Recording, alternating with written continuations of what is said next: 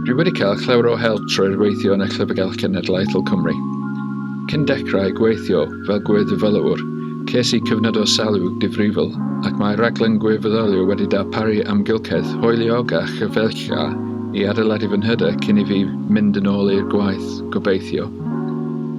Hefyd, dwi'n wedi dysgu Cymraeg ers symud i Gymru ac mae'r Llyfrgell yn lle gwych i ymarfer siarad y iaith.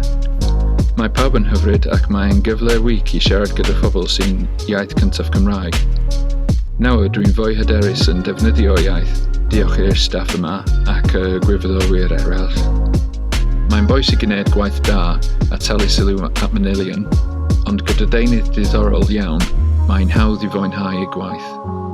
Mae gwirfoddoli yn rhywbeth diddorol i gwneud ac yn ffordd wych i gwneud cyfraniad i hanes, diwylliant ac elf y wlad lle dyn ni'n byw.